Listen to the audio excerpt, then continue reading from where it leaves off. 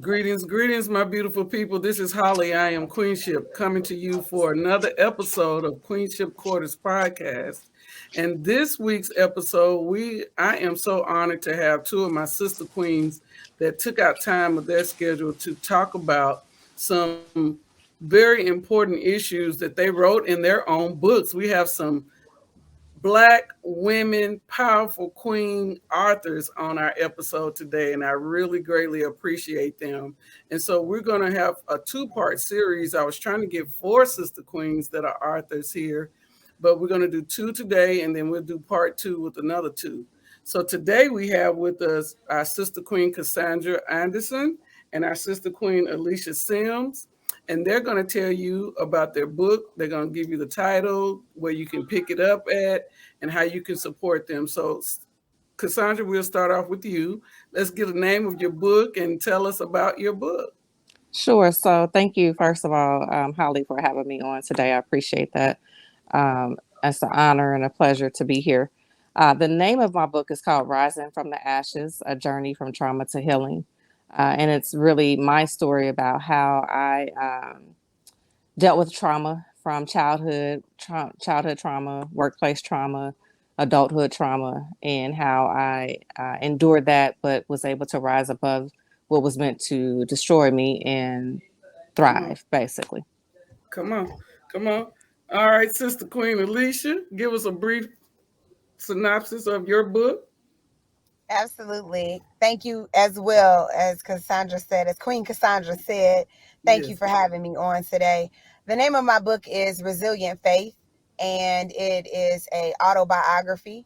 In the book, I name myself Diamond, and I talk through my first establishment of foundation and meeting God and my foundational truths and how I transitioned through that in real time, from the time I was a little girl through my adult ages, and how I tussled with rebellion and rejection and eventually found my freedom. All right. And I just think it's so fitting, one, because it's Women History Month that I have my sister queens on. Two, what Queenship Quarters is about bringing together, having those kind of real discussions, visiting those real topics, helping women of color to heal through that journey back to self, to create and build legacy, not only for themselves, but for family and community. So that's what Queenship's Quarters is about. And I really appreciate, and I'm just honor you too for coming on and talking about it. So I want to get into it. And again, this is a discussion. So you both mentioned about your traumas, childhood traumas, those hurts, work hurt, church hurt, mama hurt, daddy hurt. So either one of you can start off. Can we sort of start off where, what point did it come to us say, I want to write about this? When Yeah. did that happen for you? Yeah. So for myself, I didn't set out to write a book, right? It wasn't about writing, but I know that we all have a story to share. And I Yes. know that our story has power and meaning. And so 2019, I did a TED Talk. And in that TED Talk, I talked about how technology has the power to help you share your story. And Yes. from there, I'll kind of rewind. 2016, I met my writing coach, and I was just kind of sharing with her what my story was. And she was like, "You're going to write a book." And I was like, "Oh, no, not really." She's like, "Oh, but you are." And I was like, "Oh, but I'm not." And so um, I sat on it, and then I went through something else traumatic, and started going back to therapy. And in that process, I realized, I really do need to write about it and share my story, because I'm a firm believer. And like I said, my story is really what I go through isn't for me. It's really to help somebody else. And so Correct. at that point, it's like, okay, it's time. It's time for me to sit down and actually share my story, because they see me, and they see me well put together, but Mm-hmm. they don't know the backdrop of what I've gone Come through. on. And they don't understand that, yeah, on the outside I may look like it, but on the inside I was really dying, and I needed to address those issues. Mm. What Yeah. about you, Alicia? So for me, I actually use this as a therapeutic output for myself. So it took me 10 years to actually Come on. accomplish this. I have been writing this for 10 years. And what took so long is that every time I got to a place in the book, I had to address the issue. So Mm. as I was right, it was literally a living document of what was going on in my life. And it's a combination of all my journals. So I was starting journals and stopping and starting in journals and stopping them. And so that's an encouragement to anybody who does that. Like you set off and you're like, yes, I'm gonna jog all of this down. I'm gonna write all my Mm-hmm. feelings down, and then you throw that journal somewhere. I Uh-huh. literally one day was like, let me gather all these journals, and I started reading about the progress because I hadn't taken inventory on how far I had come. I was only Mm. looking at where I was at. And so as I was going through those pages, Yes. things started surfacing and stuff started affecting me. And I started going through post-traumatic stress syndrome, because we don't realize that either. Yeah. Trauma takes away something from you. You leave something. In every situation you go through, you are depositing something. You're leaving yourself there. And so enough is enough came for me. And I Mm. said, if I'm going to live this way and carry this baggage, no, they're going to have to pay rent.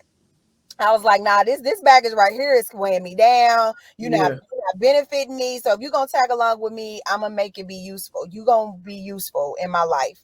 And I That's right. started going through each of those scenarios and incidences, and I was like, you know what? You have no bondage on me. I had to come back and get what I left in those places in Yes. every situation. And I said, I refuse to let it be victorious over me. Wow. And I thought, if that's going to free me, I have to, even if it's just one person, I don't care who it is, I have to be the thing that I was looking for someone to be for me. Come on. And what better way to do that than to write it in a book? It wasn't about selling the book, it wasn't Mm-hmm. about publicizing the book, it was about freeing my story, because now it had no claim on me. So when people Come come to on. me and they say, I remember this about you, or I know this about you, you ain't do. Remember when you used to? I can say, yeah, I did. Go read the Yeah. book. It's in the Uh-huh. book. I wrote a book about it. Want to hear? Here you go. Here you go. That's right. That's right. So that's what it came. So for 10 years it was that. Wow. And so now I look at the next two series. Resilient Faith is the first one. I'm writing Defiant Faith, and then Triumphant Faith is the third one. All Because it right. really is about living in that freedom now.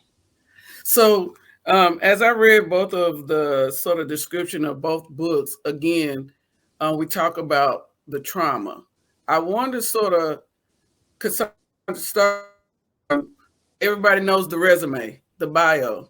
So, I do want our listeners and our viewers to know your bio first, and then we're going to back to part of that journey where you sort of link the core of where the trauma and how it start manifesting in your adult life. So first give us your bio of who Cassandra is, and then we'll go from there. Because I want people to Okay. know your accolades and your triumphs and everything that is about Cassandra and Alicia first, and then we're going to backtrack. Sure. And it's so odd because I really don't like that stuff. It's the weirdest thing, right? I really don't even like talking about the accolades, or because I just feel like it doesn't define who I am.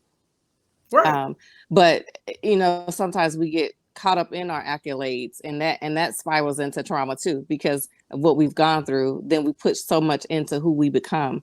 But anyway, to answer your question, Mm-hmm. um, I am from Indianapolis.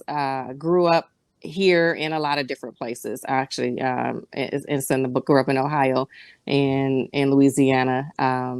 I graduated from Pike High School here in Indianapolis, and from Pike went on to Spelman College, which is one of the top HBCU HBCU. colleges in the country, all women's school, very prestigious school in Atlanta.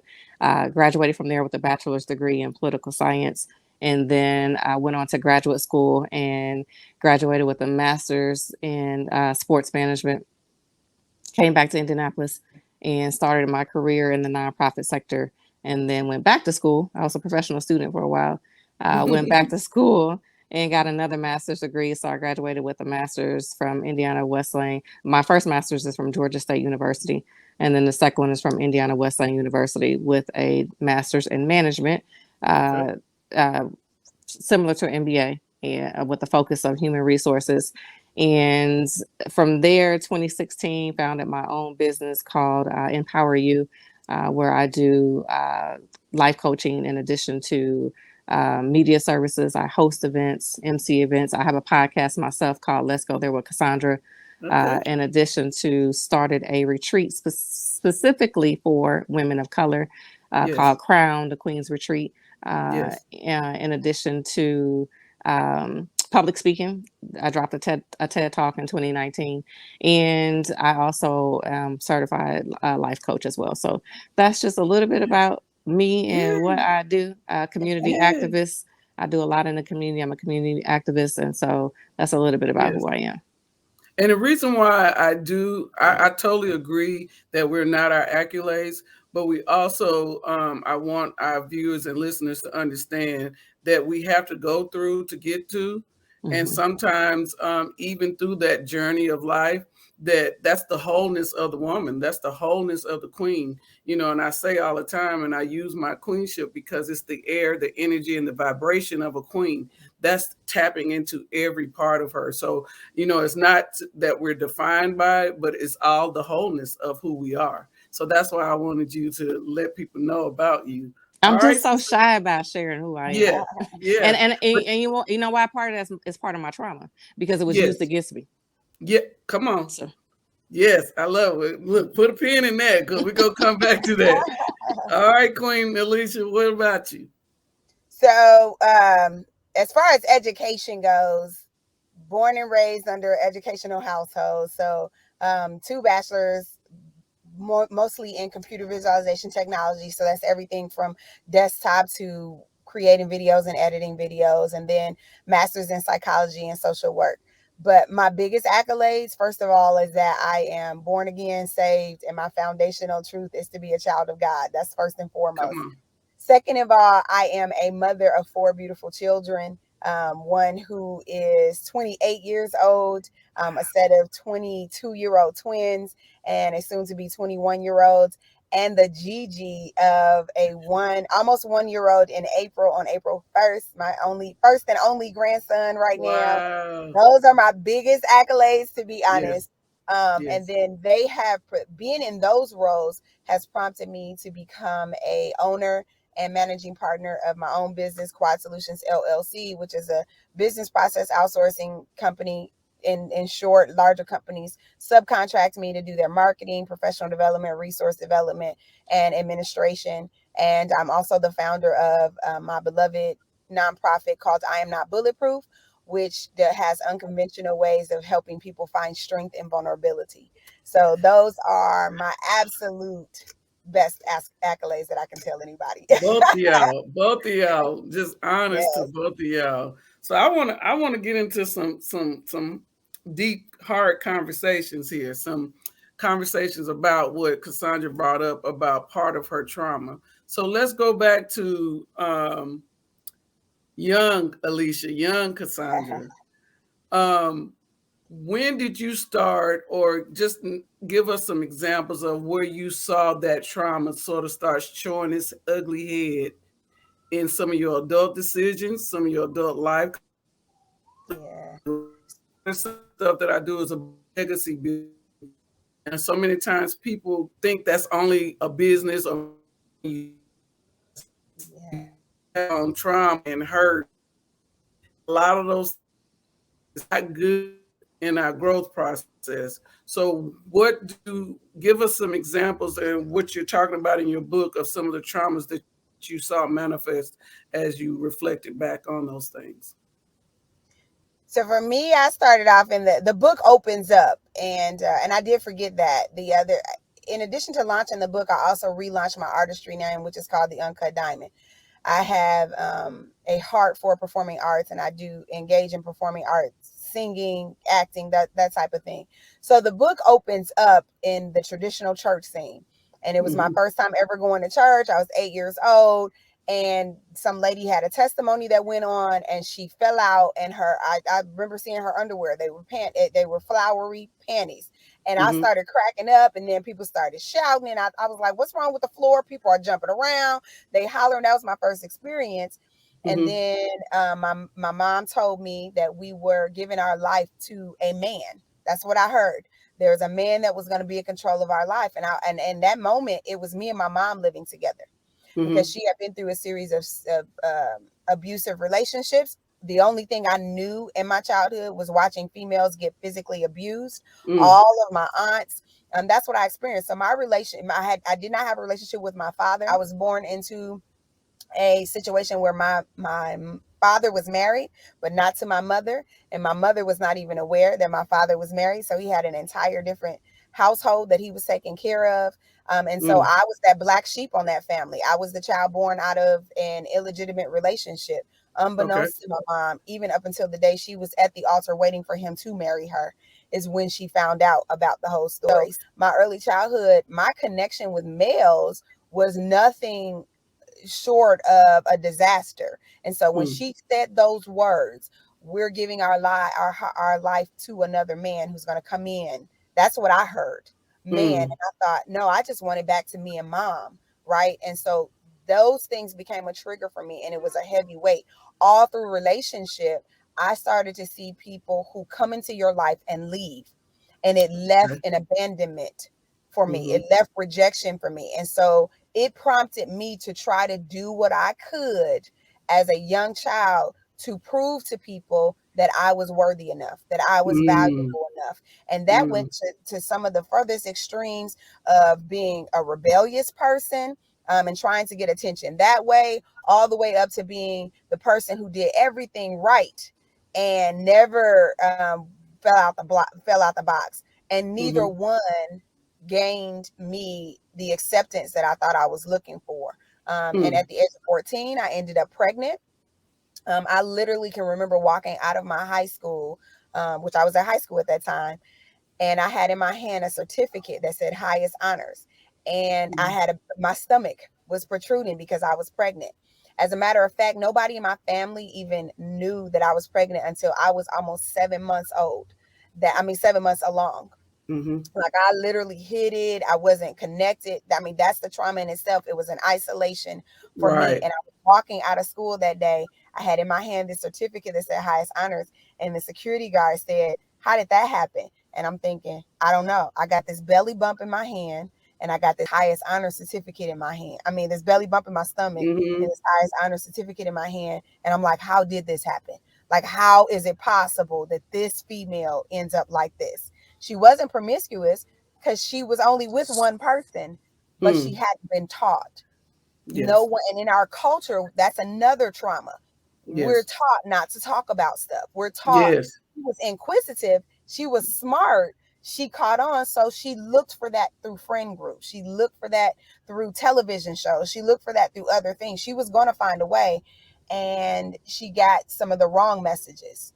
And so what goes on in this house stays in this house. It stays in this house, and we don't talk about it. And so we're gonna look for the answers because it's inside of us to do that.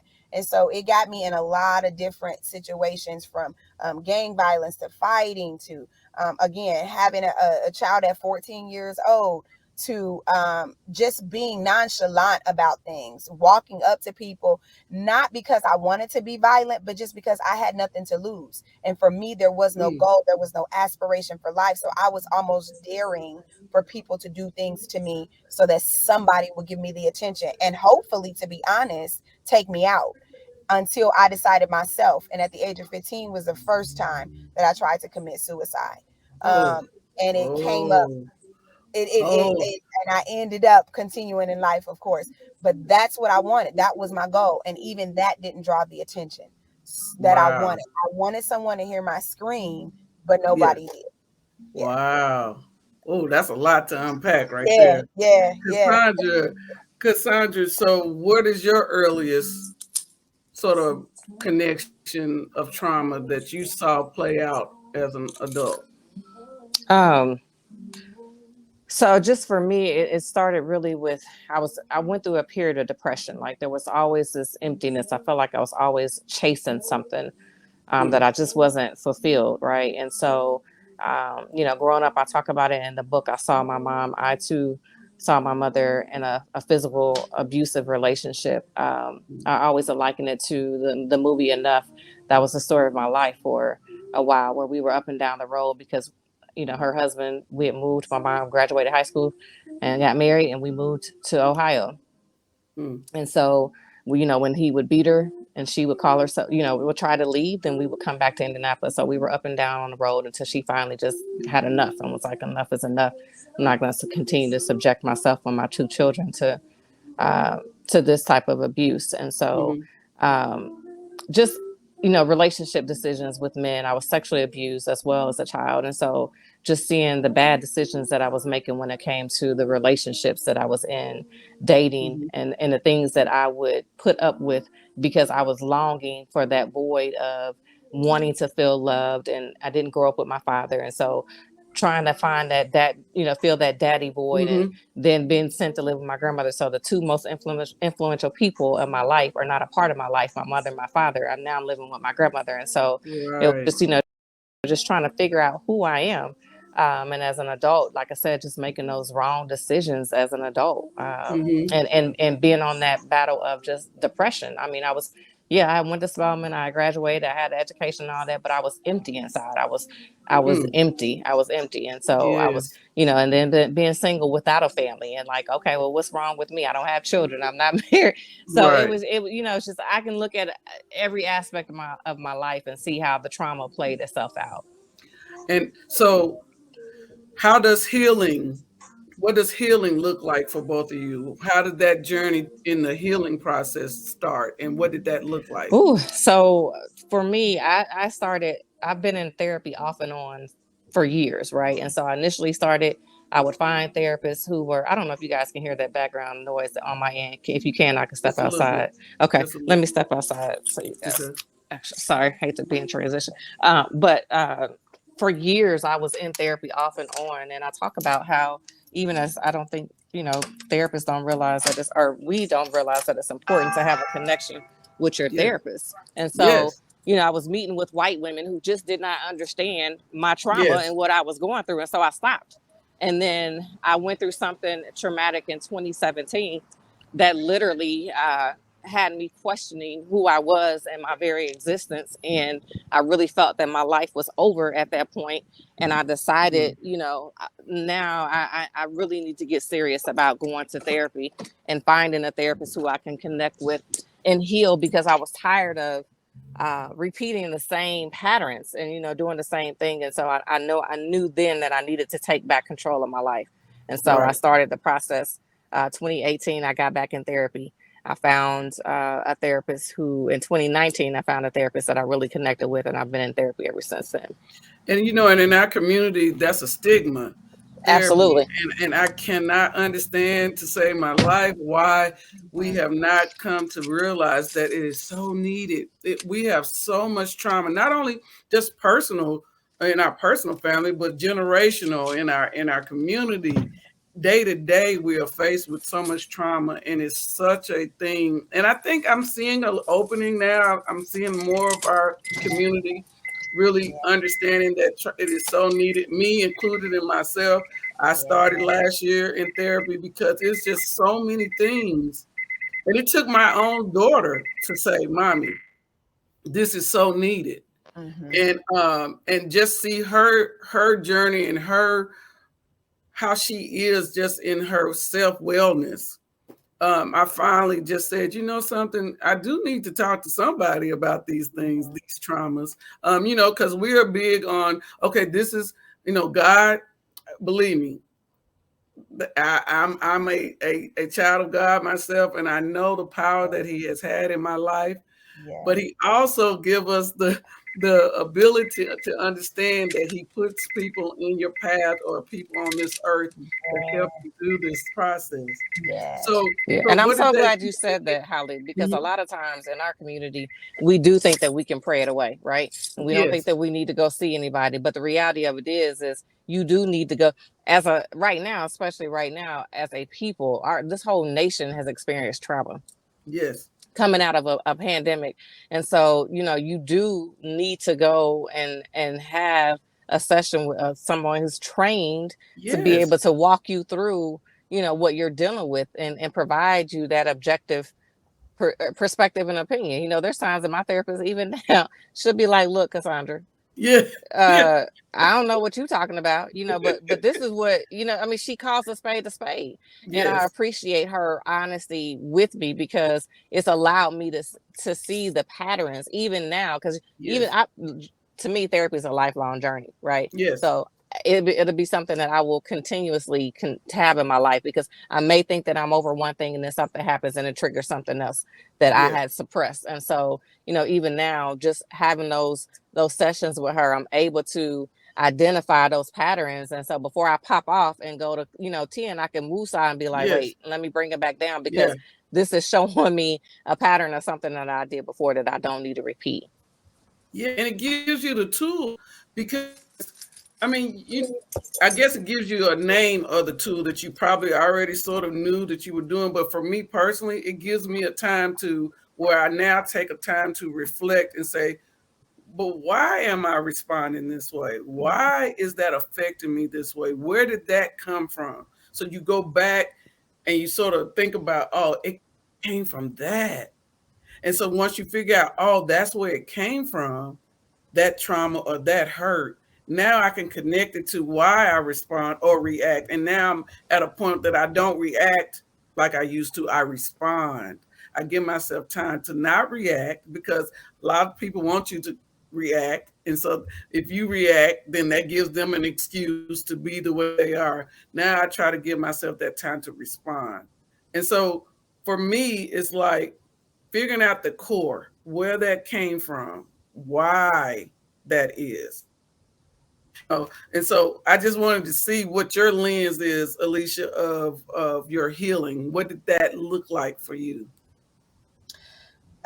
For me, I think that, of course, being, again, starting off in the church, Yeah, rooted in the church, grown yeah, in the church, and so in my mind, the formula was, as long as I stayed in church and followed those decrees and did what I was supposed to do, then nothing was going to bother me, that nothing and we was still going to hurt. affect me, that nothing was Mm, going to hurt me, and I realized how numbing I was making myself. And the thing come on. about numbing is that if you put a guard up to ward out the bad, it is not selective. It also wards out the good. And so I couldn't receive unadulterated, unconditional love wholeheartedly because I had a guard up to ward Mm-hmm, against those things I thought that I was keeping from hurting me. And it mm, wasn't until I stepped out of character and literally had an affair inside my marriage that I was like, okay, I'm in the church, yeah. operating, loving God, worshiping on God, and I'm broken. Mm, And so I realized that I didn't have an outlet. I was withdrawing from myself and pouring into other people, but I mm, wasn't able to get rid of what was inside of me. And I had packed it away in little file cabinets long enough, and it had overridden its duties. Like I couldn't contain anything anymore. It was wearing out on me. It was wearing out yeah. on what I was saying. It was wearing out on what I was doing. It was messing with me physically. I started Mm-hmm, getting acid reflux. My body started tearing down. Hair started falling out. And I thought, what happened? Because I'm still singing the same songs. I'm still preaching the same sermons. I'm still praying the same prayers. But like you both said, it's a combination and he does it on purpose. And this is not to knock the church whatsoever, because there mm-hmm, is a viable reason to have a foundational truth there, but we have to couple it with people, and that's the whole purpose of true relationship with God. yes, Is there's no way he wants us to avoid having relationship with other people. And so yes, what I knew was I was intimidated because I couldn't talk to people who I was serving. There was yeah, something about yes, letting go of the leadership role that I had in order to trust someone else with the same thing they were trusting me with. It was mm, this battle. And so I literally had to go to someone who didn't look like me, who didn't sound like me, who wasn't in my demographic. And just by divine intervention, I ended up with this older white lady. And I was like, mm-hmm, what in the world? Like, what? How is this mm-hmm, possible? And mm-hmm, the first thing that came out of her mouth was, you have a deeply rooted disconnection with dealing with how if you were affected by your dad not being in your life. First thing I heard mouth. And I thought nobody else had ever said anything about it. We shunned around it in the family. People may have tickled at it, but nobody just full. She came, when I say she came hard, like I wanted to fight her. Like, what is You're you like, don't you don't know you know what I me. mean? Like, you don't know me like that. But Yeah. that was the thing. She wasn't afraid to call me who I was. For most Yeah. people, my leadership, my apostle, as people say it, spirit, is very intimidating. But it did not intimidate her. And so that caused me to be okay with breaking down and saying it's okay to not be okay. And then I started being able to apply vocabulary to what was going on. Yeah. That's the biggest thing. I couldn't even tell you what was wrong or how to fix it because I couldn't tell you what was wrong with me. Yeah. I didn't even know how to tell you what was wrong with me. I didn't have vocabulary. And I find that even when I'm dealing with people now in healing, you're not even able to articulate. Like when I get angry, this is what happens to my body physically. My palms start sweating, my blood start rushing. I start not thinking logically. You got to be able to know that about yourself. And it's different for everybody. Yeah. And it's okay for it to be different for you. And then my favorite words came out of it when I was able to learn, besides I love you, favorite 3 words. I love you is my favorite 3 words, but I don't know. That was one of the best statements I could have ever learned. I don't know. Yeah. Because I was so used to being the one who knew. Come the on. one who had the answers. The one who had to be strong. Yeah. And for the first time, and when I got hold of being able to not having to be strong or not have the answers, oh, you don't have to tell me twice. This feeling. And knowing what I know from both of you. Yes. What I know from both of you and myself, we are ones that people look at as strong. And I come to find out being vulnerable is so healthy for me. Felt like I could be vulnerable with anybody because everybody looked to me to be the spiritual leader or the one with the, but nobody ever thought to ask, Holly, are you okay? But I used to use that as, well, they didn't ask me, but I also didn't allow myself to be vulnerable enough in front of them so they can see that, she hurts too. She's going through stuff too.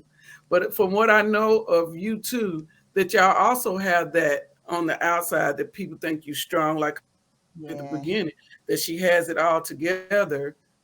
And for being those type of women, we have to learn to be vulnerable in those spaces. And articulate that because that's our responsibility. And that was one of the richest lessons. It's not your responsibility to make sure I'm okay. It's my responsibility to make sure you make sure I'm okay. And to tell you when I'm not okay. That's my stewardship. But you know how hard that was? Yes. That was so hard for me. Was it hard for you, Cassandra? Did you ever remember a time that was hard for you to let somebody know you wasn't okay? Yeah, absolutely. I mean, my therapist tells me all the time, like, you can't expect people to know how you're doing if you don't let them know.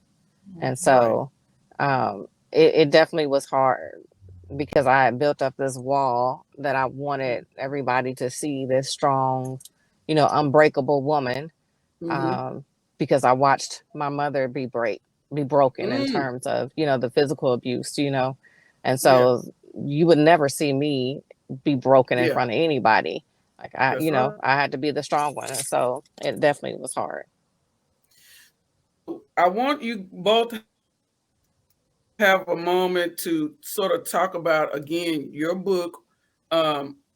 Overall, what do you want people to get from it when they read it, take away from it, where they can get it, where they can purchase it, buy it, and anything y'all have coming up pertaining to any events or books that you have coming up? Because I do want to give you that time to really talk about the books.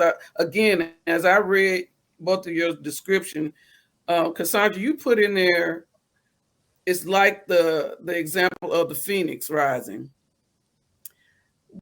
Can you sort of elaborate a little bit on that connection that you had with that and why that sort of stuck with the purpose of your book, The Phoenix Rising? Sure. When you look at the bird in Greek mythology, the phoenix rising, the bird in Greek mythology, everything is like meant to destroy, right? And things are just thrown at it, thrown at it, thrown at it to just break it and kill it. But at the end of the day, it rises, and it rises above everything that was meant to destroy it. And so when I look at my life, and it also takes me back to the movie The Matrix, right? Not The Matrix. What is that movie? Oh, I love it. I love it. I love it. It's got the with Dr. The mutants, the ones that are mutants and they're X-Men. Yes. The character. Yes. And so it reminds me they likened her to, what was her name? I can't remember her name, but they likened her to the Phoenix as well. And so when I look at my life, there was things, everything was to destroy me, from being sexually molested as a child, but by both men and women, to, dealing with something that I won't talk about publicly, but everything was meant to destroy me. When I look at my entire life, like everything has come against me to destroy me. And I have found some resilience. Like I can't even tell you, it's amazing how I don't even know where I found the strength to keep going. And that's just the odds kind of, and people like, oh, you're so special. No, I can't tell you how I found the strength. All I know is that I rose. I didn't stay down, and I couldn't stay down. There was something in me that kept saying, you got to get up. There's more. I had my moments where I cried, but there would be a little voice that would say, you got to get up. I have more for you to do. And so when I look at my life, my book is just that story of how I rose from everything that was literally meant to destroy me. As Alicia said, I attempted to commit suicide, and I thank God that it did not, I wasn't successful. I was in a bad car accident that really should have killed him. So it's like when I look at when I look back over my life, come on, I literally should not be standing here. I should not be standing here. I shouldn't be here today. And I, let alone, definitely should not have been, a graduate of college and things of that nature. I should have been a statistic. I should have repeated the cycle that my mother, I should have became a teen mom. I should have dropped out of high school. I should have did this. I should have did that. But I did the exact opposite. And so I forgot the question that you asked me, but the question that is how. What do you want people to take when they read your book? Part. When you read my book, I really want you to take away that no matter what happens in your life, we say this at the end, but there is light at the end of the tunnel. I don't care how dark it looks for a period of time. Things are going to change. It's not going to stay. Your current circumstances are temporary. They're not permanent. They are going to change. And I also want people to take away that they're not alone, because we do suffer in silence. We don't talk to other people about what we're going through, and we don't seek the help that we need. And so I hope this book serves as an inspiration of, you're not alone. And you don't have to wear this mask. You can be vulnerable, and you can allow people into that space to be vulnerable with you, and to put yourself first and self-care. Because I talk about, when I start talking about just the healing part of putting myself first again and making me a priority and pouring into myself. So I want people to walk away with that of, you stop feeling guilty of doing right, and stop feeling guilty, because you can't give from an empty cup. You can't take care of anybody else if you're not taking care of yourself first. And so you have to put yourself in that number one seat and be priority. So those are just a few things that I would like for people to take away when they read my book. Okay, and again, the title of that book is Rising from the Ashes by author Cassandra Anderson. So yes, Rising Alicia, from the Ashes, a journey from trauma to healing. I did put that. Rising from the Ashes, a journey from trauma to healing. Thank you. And it can be found on Amazon, by the way. Oh, on Amazon? Yes. Okay. Or on my site, www.empoweryoindie.com. Thank you for that. So Alicia, to you, what is one thing that you want, or some things you want people to take from your book, where we can find your book, and something from the book that you feel like is like very key, like she said in hers? So the book follows along 3 trails. There is divided into 3 sections. And the first is the caterpillar, the middle is the cocoon, and then the last is the butterfly. And I follow along the life cycle of a butterfly, which I know it for some can be cliche, but it talks a little bit in depth about going from one stage to another. And like, for instance, a butterfly, when they're in the cocoon stage, never really remembers fully the caterpillar stage, but they remember little sequences about it. And that that even when you go from that caterpillar section through the cocoon, that some become moths and some become butterflies. True. That no butterfly is ever the same, no moth is ever the same, that there are different distinct paths, and we all are going to have different paths. But I think and then I also follow along in that book about the trails of schizophrenia, because I parallel trauma and going through and hearing different voices. I personify rebellion and I personify rejection in the book, because they had literally become people. They had housed themselves in my life, kicked their feet up.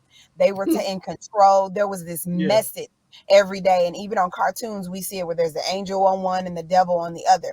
So there was these talks saying, no, say this instead of saying that. Do this instead of doing that. Don't sit back and not speak your voice. How did you let this happen to yourself? You're dumb. All of these negative affirmations that are going on inside of myself on a daily basis, that you get up from the time you get up in the morning, having to fight yourself and realizing my biggest enemy is me. And so as long as I leave and get myself together, there's nothing that you can throw to me that could ever supersede what I'm already throwing to myself. So I'm going to go hard for myself. And that's the thing. I am my biggest competition. And not even I have the right to take myself out, because I didn't create myself. I am bigger than me. There is a greater strength inside of me. And so I lean on that consistently. And I think the biggest thing is that out of that, there were a lot of things that went away. Shame, guilt, those things had to leave. But I kept rebellion and rejection, because it is the thing that makes me defy the odds. It is the thing that makes me reject things that are not supposed to be in my life. It is the thing that honestly made me stand on my foundation, to be able to say, I may not look like you want me to look. I may not sound like you want me to sound, but there is a standard. I live by a standard. According to the standard that I live by is how I present myself. And so I needed rejection and rebellion to stay in order for me. I just had to realign what they were thinking. And if I could leave any message, I had to realign what they were thinking and how they operated, because there is a way to use them to your advantage and make a change in life. And so now, instead of approaching a situation and saying what I can't do, it is rebellion that I have trained to be able to say, no, even though the odds are against me, I'm going to do it. It is rejection that I've trained to say, reject that thing that is not like you want it to be according to your standard, and instead accept that thing that is. And so my greatest leave out to anybody would be, don't be afraid to see what it's like to be free. Because for me, that's what it was. What does the other side look like?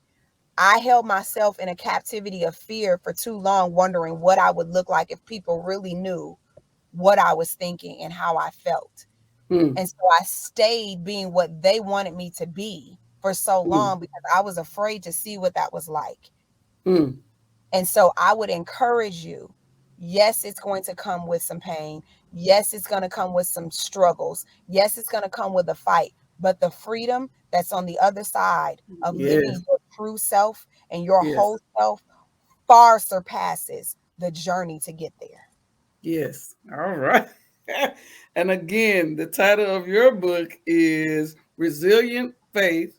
And what I took from a piece with you was in your description, it says journey to her whole self. Yep. And I use that so much. And one of the key things with Queenship Quarters and what I do in my passion is what we're doing. Yeah. This connection of uplifting and helping each sister in healing. I truly believe that, we are fear, and what both of y'all said, the power in what you put behind I am resilient. I Yes. am powerful. And it's nothing, and it's not bragging. I Yeah. am. Yeah. Yeah. is so powerful. I am fearfully and wonderfully made. Yeah. And and so Affirmations are powerful. are so powerful. And so I really, really, truly believe that on these journeys back to self, and I use that journeys Yeah. back to self is finding that true wholeness of who we are. And it does take the pain, it does take the hurt. Yeah. But one of my favorite songs right now, um, I thank you for it all. Hmm. The good, the bad, the big, the small. Yes. Because you have to have all of those things. And now when I pray and I meditate, I have that spirit of gratitude, y'all, because I had to thank him for that path I had to go down. I had to thank him for what I went through in my marriage. I had to thank him for those things because I wouldn't be on the other side, like you said. We Yeah. can't take those shortcuts Yep. to be that full purpose life that we supposed to be. So, I'm again, we have rising from the ashes, a journey from trauma to healing. We have resilient faith. And I just really want all our listeners and our viewers to go. Where can we get your book, Yes, Alicia? I was gonna say at Amazon, or you can go on my artistry page, the Uncut Diamond, www.theuncutdiamond.com. In the back are reflection questions to walk through each section, and there are letters to God, letters to the little girl inside of me, letters to rebellion. There's literally letters that you train yourself to walk through and write yourself to those things that have held you back for so long. Yes, Yeah. yes. Well, much honors to you both, Sister Queens. I will be getting in touch with y'all because I got something that I'm doing in May that y'all both will be perfect for. But anyway, that's something else we can talk offline. But honest to you both. Thank you again for taking our time. I really want to encourage all of our viewers and listeners to go get their books, support our sisters, support yourself in the journey back to self, in the healing process, and whatever that looks like. Know that you are resilient and you will come out on the other side of the purposeful person that the great creator put you on this earth to be. So again, always remember that queenship is the air, the vibration, and the energy of a queen. It is not a trend, it is your divine essence. And we will see you again next time on Queenship Quarters Podcast. Thank you, Sister Queens. Thank Peace and Thank you. love. you. Peace and Bye-bye. Bye. love. Bye.